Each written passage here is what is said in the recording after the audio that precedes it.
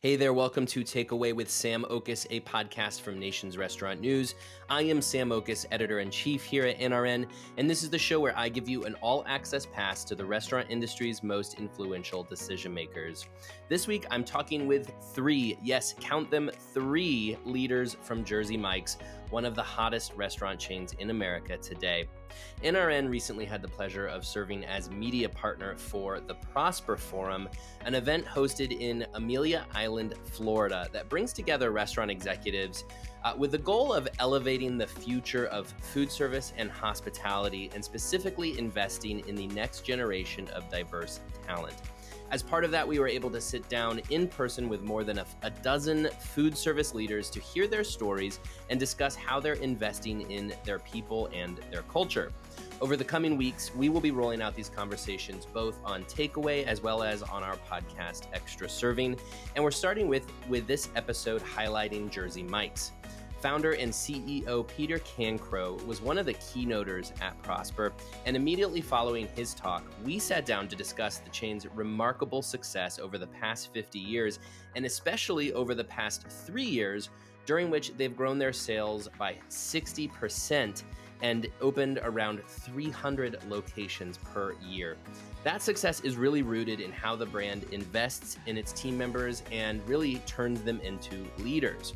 Later in this episode, you will also hear from Jersey Mike's COO Mike Manzo, who helps to activate the brand's people program and who has been with Jersey Mike's since he was a teenager. You'll also hear from Shelby Sticca, a district manager for Jersey Mike's in Arizona, who is a rising star and a perfect example of the success that the company has had with investing in its team members. In this conversation, you will learn more about why you should treat your company like a training company, why you should show your employees the path that they can take to leadership positions, and how you can measure your brand's success by the impact on all of your stakeholders. Jumping now into my interviews with Peter Cancro, Mike Manzo, and Shelby Sticca of Jersey Mike's. Also, don't forget to stick around after the interview as I will share my 6 takeaways from this discussion, actionable insights that you can take with you on the go. All right, Peter Cancro, the founder of Jersey Mike's. Peter, thanks for joining me today. And Sam. Yes, Peter and Sam. This is going to be the Peter and Sam show, I think. Yeah, I like it. So you and I just came from a session where you spoke about Jersey Mike's success, but also your approach to leadership and development and how people have been so core to the Jersey Mike's story. So I want to get into that, but I want to start with your friend and colleague Walter mentioned that Jersey Mike's is the hottest brand in America, and I think he's true. I think that's true. Yeah. You guys your sales have grown 60% in the last 3 years, as you said. Right. You guys have been leading the way in the industry as far as unit growth every year for the last couple of years. Right. What's behind that success these last couple of years? So it's funny, in January, we always get together with the whole team, and they're all kind of saying, Peter, why don't you ever want to celebrate? And I said, well, we were ranked 3rd in Entrepreneur Magazine in the top 500. You pick up every magazine out there, and we're like leading in all indicators. And I go, okay, well, we must be doing well. I read it in the magazine. So my approach is, no, we've got to do better every year. So the training's got to hit. And I remember listening to Howard Schultz early on talking about how they were a training company. And he was a riveting speaker and really made an impression on me. And I said, you know what, we're going to be a training company. And we feel we are. And that's really the thing that's really taking us consistently higher and higher. The same store sales rising, the units, the existing owners expanding. It's been really unprecedented the last 3 years. Yeah. What's the difference of the Jersey Mike's training approach than what you might expect from a normal restaurant company? Why is your approach working so well, do you think? I guess it's the way we embrace it, the hours that we put in. 3 people have to go through 2.5 months of training, kind of coincides with the construction of the unit. But we really go overboard with that. And then we just did a big training this past year with the district managers, guys that were managers and now overseeing 3, 10, 15 restaurants. We had to get in and really kind of put our arms around them and kind of, hey, we got to be more than a UPS driver putting out fires. We got to be leaders and kind of teach and train our owners and the people that are doing that. Hmm. So I think that's really been the big difference for us.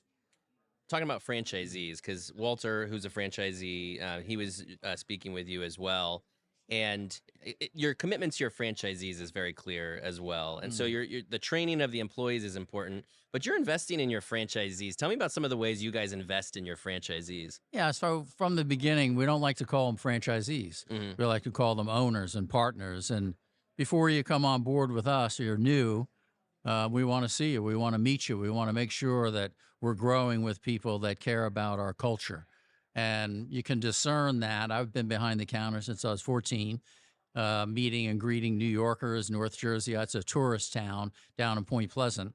But it's really, you can kind of see what somebody's about in that meeting, to see what they care about. Ask them, where'd you go to high school? Did you play any sports? What were you involved with? And what are you involved with now? And what do you think about your people? And that's critical to us. Yep. We gotta invest in our people, our managers, making more salary as a manager than most any other concept in the industry. Hmm.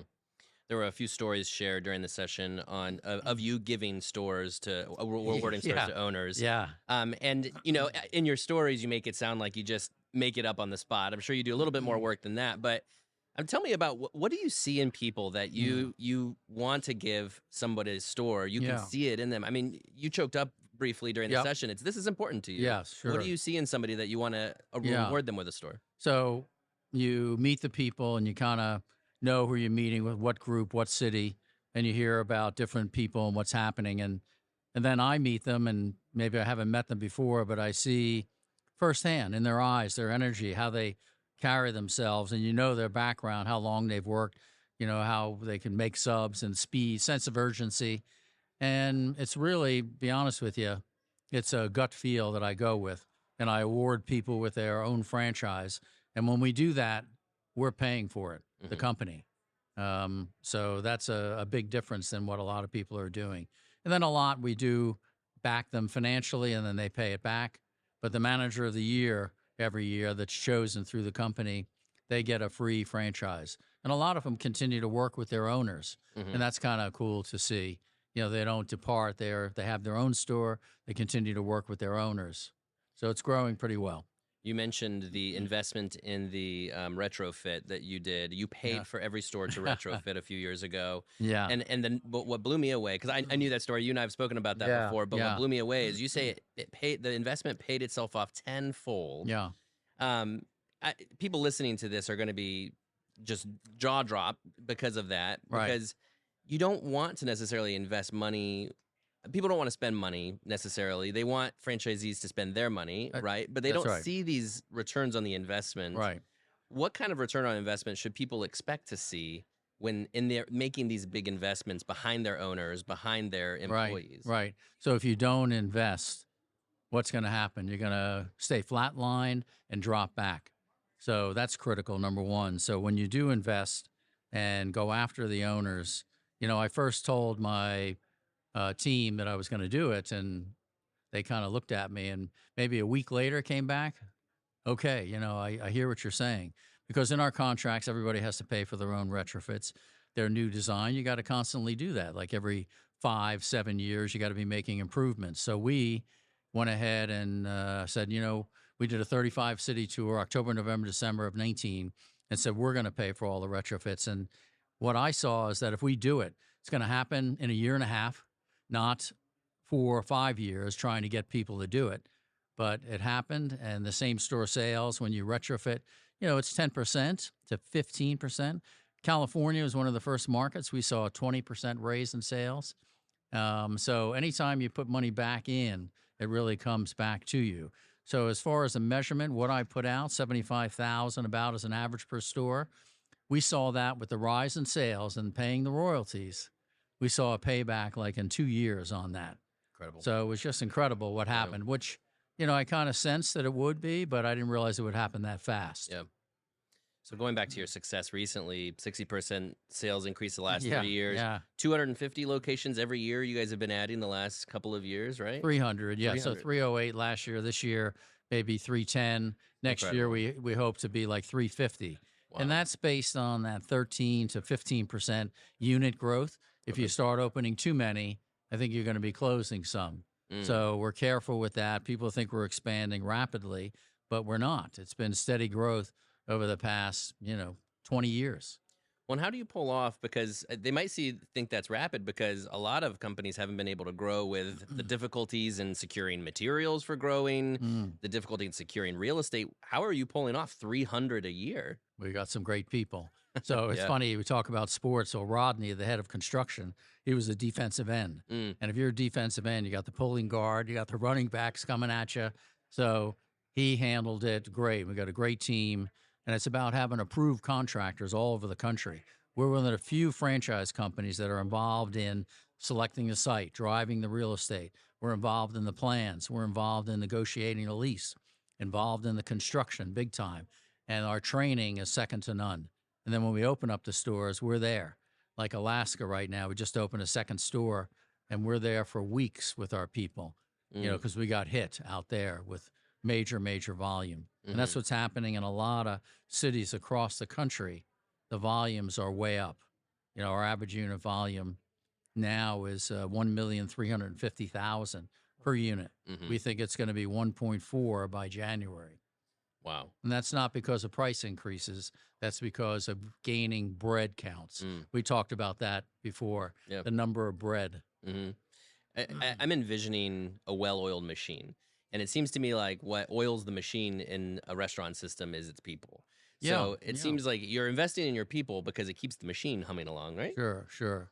So we're the only company in the nation right now. I always talk about, where did you grow up and did you have a local deli that you went to, mom and pop? Mm-hmm. So that's what we're known as. They know we're a franchise, but we don't feel like a franchise. We're the local sub sandwich shop, because everything is fresh sliced to order, fresh grilled cheesesteaks to order, not pre-cooked out of a bag in a tray. And the only ones on a national level that are doing that at every sandwich chain. Yeah. Amazing. I can't believe it, but it's true. Yeah.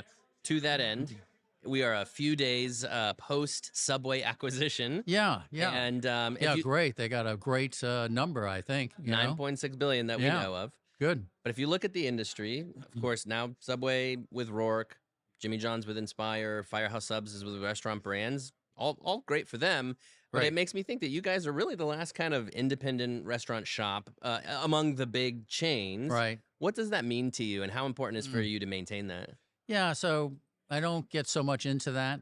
Like I said earlier in the meeting, we worry about what we're doing. What's our goal for this year, for this month, kind of where are we going, how are we going to get there? Who are we going ahead with? We want new people to come in as well, although about 85% are kind of coming back and buying additional stores. But we need new people, and we are getting them as we move. So where we see ourselves, next 3 years, 24, 25, 26. I mean, we're going to be knocking on 4,000 stores by January of 27. Wow. And at that point, it's a lot of sales, Yeah. probably over 6 billion at that point. This year, we probably will do over 3.5 billion. So in That's sales. incredible. So a long way from Point Pleasant and our little hole in the wall store, right? So it's kind of, sometimes you reflect a little bit and you go, wow. I always say, if I ever figure it out, I'll let you know. So, Well, I know you won't comment on Subway necessarily, but it had to have been flattering to see them add meat slicers because in my head, they recognize you guys were the competition to beat. You guys are offering something that well, the customers want. I don't see it as competition. I see it as a whole different kind of business. We're the only ones doing what we're doing. Maybe they added slicers, but it's not made to order, fresh slice every sub and not fresh grilled cheesesteaks, and no one's doing it. And I know Jimmy John's, they have slicers in their stores as well. And I don't know both brands whether they slice the night before or the morning of, but I've been in the business since 1971, and I know firsthand it's a big, big difference if you have fresh sliced or not.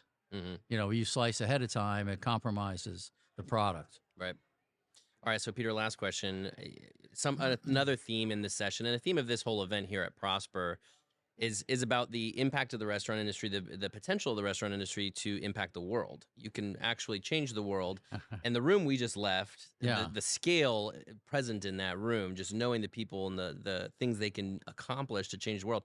And I think about with you and the impact on people you're making and how important that is to you and what that can then trickle down to accomplish. Yeah. What do you hope to accomplish when it's all said and done? What do you hope Jersey Mike's will have done for the industry and the world? Very broad explanation question. I like to look at it as, we gave Sam down in Houston, Texas, his own store, Mm, and he was in tears, and we hugged him and his wife. And he's an incredible operator. He does a great job and rose the sales up. Is he, I hate to say, is he a minority? Well, yes, he is. But that's not why we do it. We do it to people that never thought that they would have their own store ever, but are putting in the work ethic, and they have the energy and they have what it takes, because this business, ours, is not for everybody.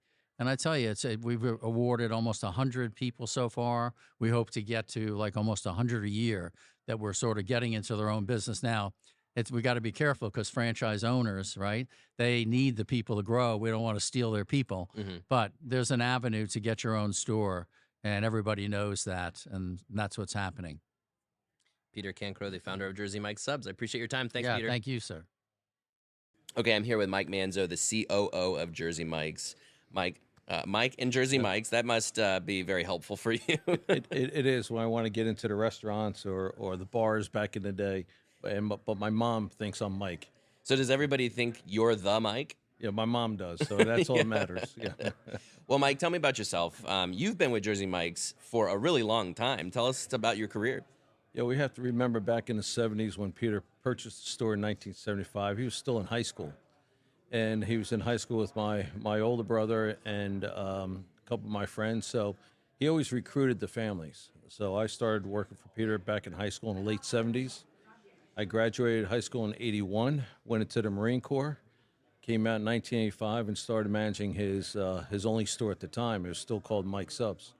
In 1986, 87, we started franchising. That's when we put the name Jersey in front of Mike's, and been there ever since. So it's been a bit of a run, and Peter is he's my boss. He's my CEO.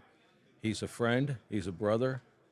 He's my mentor. So if I look back at my life, all of my major decisions, he was involved. So Sure. I've been very blessed, and through the years, it's never been this great. We've had a lot of down times, and we lost some franchisees along the way. But we stopped during those moments, and we restructured the company. So we recalibrated through the course of time. And it's through those course of time when you learn so much about franchising. And the most important thing about franchising, in my mind, are the people with the blue aprons on. And they affect who we've become. Sure. And those blue apron folks are now some franchisees. So protecting the brand, protecting the quality and the quantity of what we do every day. That was very important throughout all those decades now Sure. of growing the brand. You're a great representation of the people of Jersey Mike's in that people want to stay at Jersey Mike's. And we talked about this yesterday here at the Prosper Forum. Peter spoke on this, which was that you're all about investing in people, and that makes people want to stick around, and there is a direct return on that investment. Tell me about Jersey Mike's approach to people, how you guys invest in people. It's organic growth from within. We start managing the stores, and if they show some capabilities and they have the desire to keep learning, they come up to the field position. So they do a tremendous amount of traveling, opening stores, and then they may become an area director or regional director. We have co-director of operations. Those both gentlemen, one was with us for 26 years and one is with us for 25 years. They both wore the apron making sub sandwiches. In our training department, we have John Hughes has been with us for over 35 years. Brian Logren, 24 years. Josh Funderburg, 25 years. And, Marco and Dave, the director of operations. There's 26 years. So we all came up through the system together, understanding what it takes to be profitable and teaching that to the franchisees. Yeah. So, and then you take that equation, and our regional vice presidents have been with us for about 20 years. So they're looking to take the next step. I mean, the last couple of years, it's been such a topic of conversation that labor is really hard. It's hard to, a lot of restaurants have said it's, hard to hire good employees and keep them around. Have you experienced the same? I imagine with your approach to people, is maybe a little bit not as hard for you guys to recruit employees. I think the better franchisees, they don't have a problem with it. The other franchisees are having some difficulties. Maybe they're not recruiting properly. We try not to hire, we try to recruit, and most of the great employees come right from the customer base. And they start as early as 14, 15, 16 years old, and they work through high school and into the college years, and we show them a path of life. We have a program called I Went From Part-Time to Ownership, and we have a conference room designated for these folks. There's over 75 stories that people start as a part-time employee, now they're owners, and may have taken them 13 years to get there or 8 years. Last week's story, we highlight every person once. We highlight one person every week on our weekly newsletter on Fridays, and they get to tell their story. And one of the great stories is the fellow came in, he had a girlfriend, and she just wanted to start working in the restaurants. She was there, he joined. They're now married, but it's 12 years later, they're both franchisees. So those type of stories that they just stayed with the brand. We believe in taking care of the employees, not only financially, but also spiritually and personal development, and just caring for the employee. Sure. So Tell me about the Rod Smith program. So Rod Smith was Peter's football coach, his youth football coach, and he was also the local banker. So when Peter decided to take the opportunity to try to buy the store, he knocked on Rod's door Sunday evening at 9 p.m. and told Rod what he was looking to do is buy the store for $125,000. And Rod took the proposal to his board of directors, and he said to the board of directors, I know Peter doesn't have a business experience, but he's a hard worker. I know he can get the ball over the goal line because I coached him as a football player. And Peter was the president of his class in those days, and he had a good name back then. So the board approved it, and that's where the first store started. So Rod Smith essentially believed in Peter. So we started these programs. Formally now it's called the Rod Smith program. Before that, it was called the STAY program. It's short for Sweat, Tears, and Years. So anybody who's been with us for a long time and wants to become a franchisee, well, Peter would sponsor them. So now we formalize it. It's called the Rod Smith program. And what that means is that Peter will fully fund the store. So $450,000, $500,000, whatever it might be, he funds the entire store. And they start paying them back a few months after the store's opened. And it's on a simple principal and interest loan. And they have a decent salary coming out of it. But once that store's paid off, it's theirs. It's incredible. So they didn't have to guarantee the loan. They didn't have to guarantee the lease. And it's just taken somebody that's been in our uniform for many years and showed desire to become a franchisee and maturity to be a franchisee. Peter went ahead and funded it. So to date, we never kept count of how many people he's done this 20 years ago or 15 years ago. I'm going to say it's close to 150 people that he has influenced to get into their own business. It's incredible. Yeah, yesterday when Peter was talking, I mean, he choked up at one point talking about the opportunity to provide people with their own business like this. But obviously, you can't just give anybody a store. What's your process for discerning whether or not somebody could make a good Jersey Mike's franchisee? It's we're already speaking about someone that could manage a store, so they understand food costs and payroll. That's fine, but it's the maturity and it's also the passion to serve and their attitude. So if someone comes to us and has been wearing the apron for a while and they do a great job, they have a great enthusiasm for the brand, they're good marketers, they're a good person, and again that attitude comes along with it. I've seen Peter just sit down with folks that he just met, and they tell Peter their story and how they're involved, and he just grants them a Rod Smith Award. And it doesn't mean that that person leaves their franchisee. It means that that franchisee becomes their mentor. So it's still a process, probably a year and a half before they get into their story because of real estate and construction delays, et cetera. But they still need a mentor along the way. Right. Peter's going to fully fund it, but it's usually the franchisee or the area director helping this kid or this person to come up to the next level. Sure. So there's a lot of mentoring along the way. I talked a little bit with Peter yesterday about his vision for Jersey Mike's and what he hopes to have accomplished with it once all is said and done. I'm curious your perspective on that same question, just in terms of, whenever decades from now, whenever you feel like it's time to retire and call it a day, what do you hope to have accomplished at Jersey Mike's and through Jersey Mike's? I think we already accomplished it. It's not the number of stores you have, it's the number of stories, and the number of people that came along for the ride, the vendors that are making, that creating more jobs and capitalism along the way. We have made a difference in a lot of folks' lives, from Make-A-Wish Foundation to the food banks, to the Special Olympics, to even our folks in the store. We've given careers to a lot of people, and now it's become generational. And I've seen it, the generational aspect of it.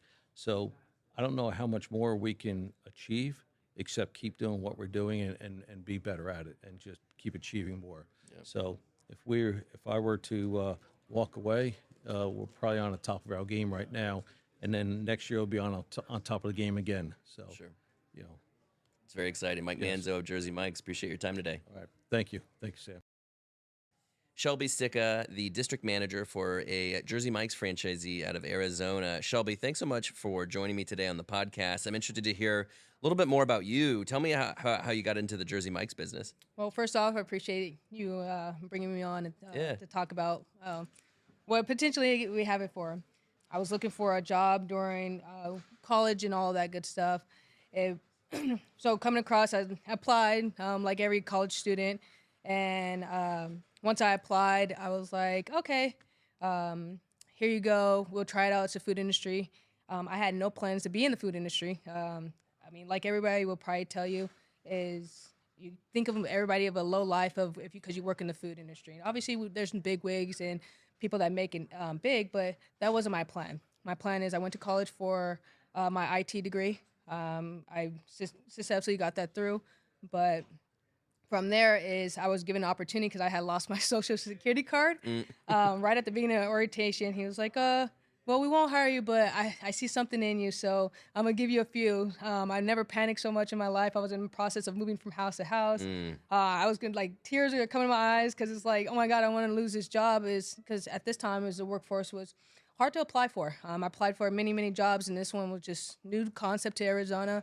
There's a few locations that were there, but it was like, I got it. I got to land this. So the gentleman was like, I'm waiting for you no matter what. Your position's saved. So I was like, all right, cool. I'll be here. So that's what started me here for the love of it. Wow. And so obviously you've worked your way up now Yep. to the point of being district manager. Yep. What's that process been like? And obviously you must be really loyal to the Jersey Mike system to want to still be doing that. Yeah, no. So I've been here for a little over a decade. So I'm pushing 12 years.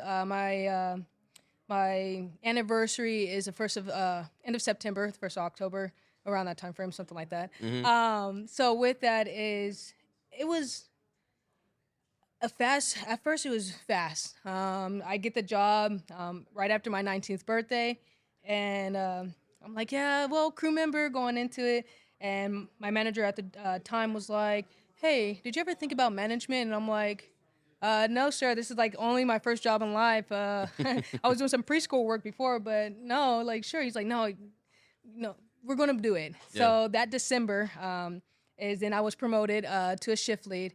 And then it took about 6 months to go up into an assistant. We needed some help on going around a few locations.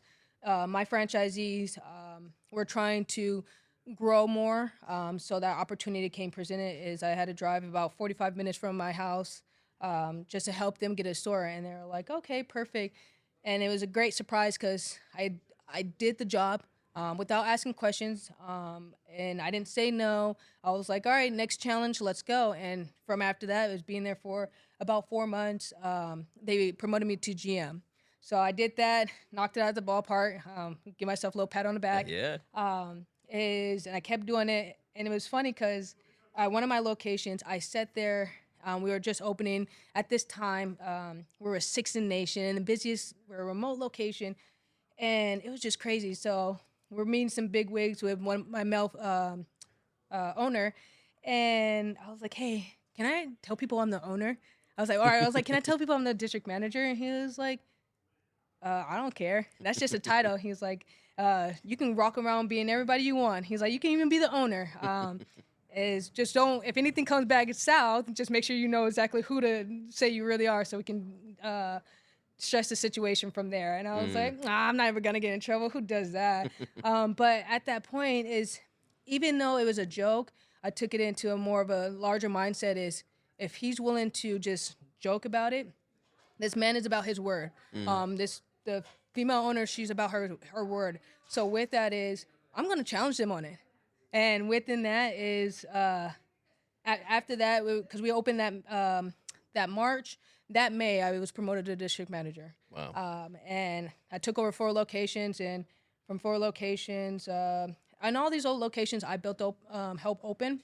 And then from there, build with the company. We're at 34 locations, and I haven't missed a grand opening since. So, wow, congratulations. Yeah, That's thank you. awesome. Yeah. So I've had a chance to speak with CEO Peter Cancro, COO Mike Manzo Yep. while here. And it's just so obvious that people are such a crucial part of the Jersey Mike system. Yes. How do you see that manifest in the stores that you manage? So it starts with what we all been trained for is we're in the people business, and our concept is a training concept. Is we just continue on. So coming back to my stores is it's not just the pandemic pushed us back. I will say that it pushed us back. So we were just on a hiring bench and we just hired whoever. Where we lost our little track of that culture. Is going back to the basics. Is why are we here? What do we do? What's our purpose? So with that is we realized it wasn't too much of the people we were hiring. It was the setback that we weren't coaching that ethic. And it was about the people. So we're going back, and everything that was always in is the customers. Okay, they're in the people business. Ourselves, we're in the people business.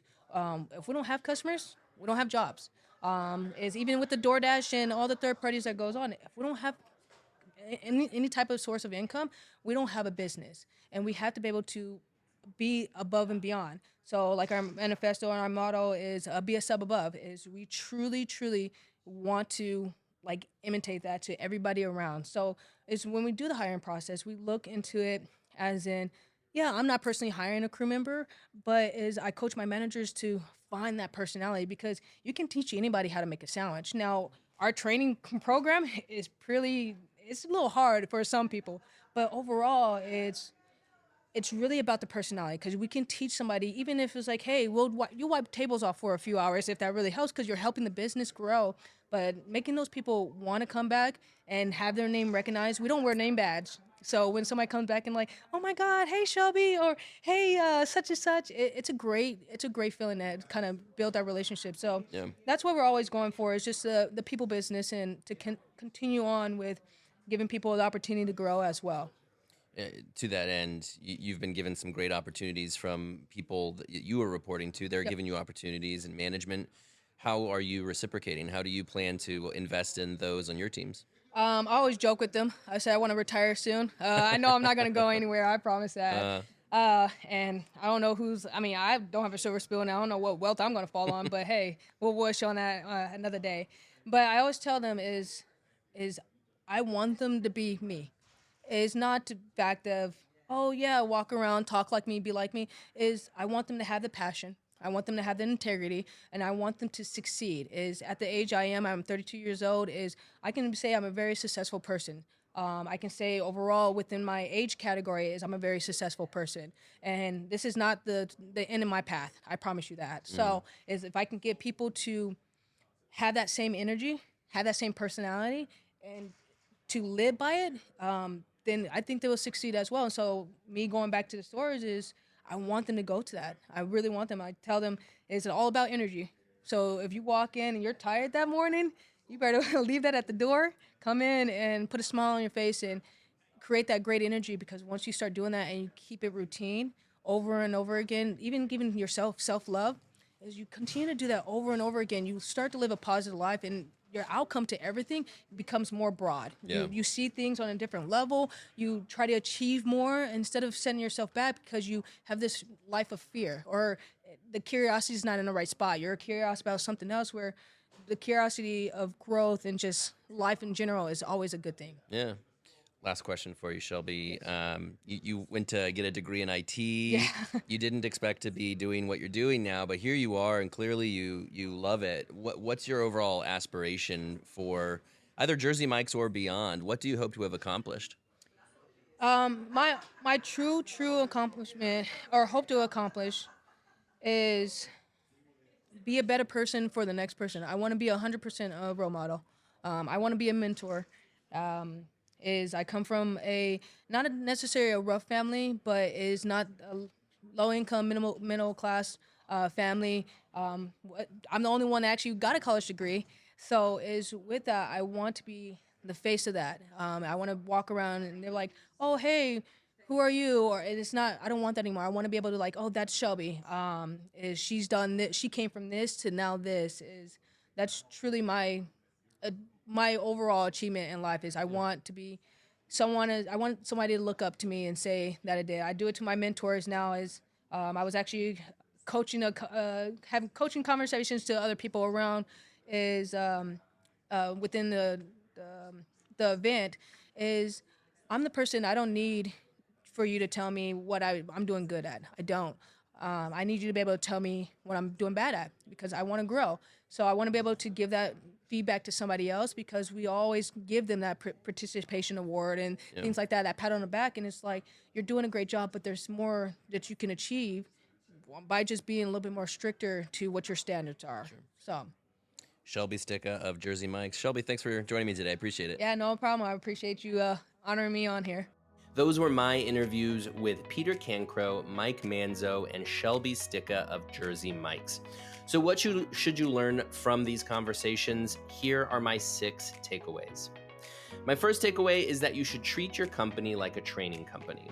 This is something that Peter has talked about a lot to NRN and other media outlets. This fact that he heard Howard Schultz talk about how Starbucks was kind of like a training company, and he's really focused on turning Jersey Mike's into the same thing. And what he means by that is that Jersey Mike's is out there to sell sandwiches, yes, but they're especially out there to train their employees on how to be good leaders and good servants as employees of the brand. According to Peter, he says they really go overboard on their training. And some people can't take it. It's not for everybody, because they spend literally months training their employees to do a great job. But when you look at the success, this is where it comes from. They are investing in their people, deeply investing in their people through that training, and that training leads to good, strong leaders, and the good, strong leaders end up becoming their owner-operators. And so you can tell how that has led to a direct ROI, the training that they're putting into their employees. My second takeaway is that if you bet on your people and their success, you will be rewarded. I mentioned a couple of times in my interviews with Peter and Mike just the incredible ways in which Jersey Mike's gives franchises to leaders in the company, especially their best general managers. And Peter spoke at the Prosper Forum about how he has a gut feeling about some of those leaders and how he'll give them a franchise. He will fully fund it. They pay him back over time, but he fully funds it up front. And eventually those people become strong leaders in their system. And according to Peter and Mike, this strategy of betting on those people, betting on their strong leaders, and paying for them to become their own store owners, that eventually comes back to them through the growth of those leaders as franchisees, through the growth of their sales, through the exemplary model that they set as leaders in Jersey Mike's. It's a big bet, no doubt. Not a lot of restaurant companies out there would offer to fund their people, leaders in their system, to have their own store. But that is a big part of the Jersey Mike's success story. They're placing big bets on their people, and clearly it is working. My third takeaway is that if you don't invest, you will fall behind. Something we've written about at NRN a few times over the past few years, and we get into in my conversation with Peter, is that a few years back, Jersey Mike's paid for the retrofit for all of its locations. And we're talking hundreds of millions of dollars they offered to pay for. That is, again, something you do not see in the restaurant industry. Typically, this is a contractual obligation for a franchisee to do this every 6-7 years. And it's in the Jersey Mike's contract as well, but Jersey Mike said this time around, you know what, we've got you. And the impact of that decision is really just incredible. According to Peter, he said that decision came back to them tenfold, that the investment they put into their system in that way came back tenfold. It came back in the increased sales at these restaurants. That's how you can certainly measure it from a dollar perspective. But imagine the commitment, the loyalty, the passion you get out of your owner-operators when you make a decision like that to pay for an expensive retrofit. That continues to pay dividends for Jersey Mike's. That is another one of the core reasons why they are one of the hottest chains in America right now. My fourth takeaway is that you should show your employees the path that they can take to leadership positions. At Jersey Mike's, they have a program that Mike discussed called I Went From Part-Time to Ownership, and they already have 75 stories of people who started at Jersey Mike's as part-time workers and now own their own stores. That is maybe not unprecedented in the restaurant industry, but certainly for a company the size of Jersey Mike's, is just incredibly impressive to have those kinds of success stories of people going from part-time worker to owner-operator. It's not an accident that this happens, though. Jersey Mike's shows their employees the potential path that they can take to ownership. If you show your employees that path, they have something to strive for. Something that the restaurant industry deals with a lot is just this idea that it's bottom rung of the workforce, that it's just a part-time job, just to pay for college or your car payments or whatever. But the fact of the matter is that the restaurant industry is a career. There is incredible opportunity for people to start as a part-time worker, as an hourly worker, but the potential for them to grow into something important and a leader, and certainly somebody who can make good money in this industry too, but more importantly is a person of some leadership and oversight and having a great career in that. Jersey Mike's is showing its employees how they can obtain that, and that gives them something to strive for. It gives them a goal, and then they work toward that goal. Show your employees that the path they can take to their own leadership in your company, and I'm sure you will see some results from your employees striving to obtain that goal. My fifth takeaway is that you should take care of your employees personally, not just financially. Yes, good pay is important today. You should pay your team members well. That is important to them. They need to have a livelihood. However, as Mike talked about in our conversation, personal development is all the more important as well. If you develop your employees personally, take care of their needs, whether that's their mental health, their physical health, being a mentor, being somebody who can show them the ropes. If you pour into your employees, if you invest into them, then that means more even than what you're paying them on an hourly basis. The secret to Jersey Mike's success is obviously multifaceted, as you can hear from all of my takeaways, and you could hear from those interviews.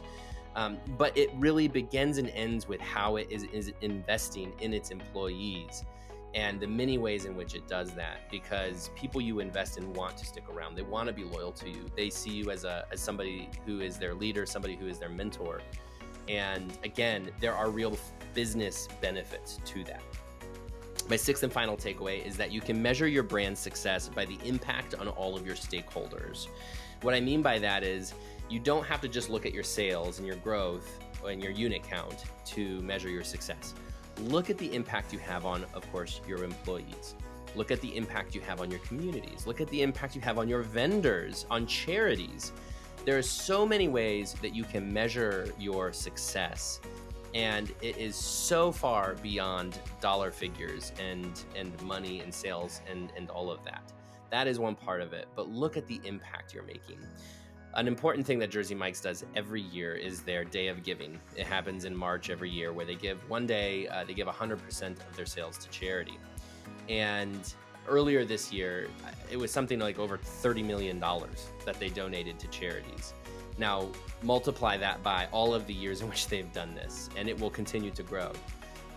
It's an incredible impact that Jersey Mike's has on charities, on its communities, that ultimately has on its employees. And Peter and Mike, and you can hear it with Shelby as well, you can tell that the success of Jersey Mike's is far, far more than how many sandwiches they're selling. It is what are the lives they're impacting? What is the change they're bringing? And that was such an incredible inspiration to hear while we were at the Prosper Forum earlier this year. Those are all my takeaways for today. I hope you enjoyed this episode. Please remember to subscribe to Takeaway wherever you listen to podcasts and to leave your feedback. You can also email me at sam.oches@informa.com. Thanks again, and talk to you next week.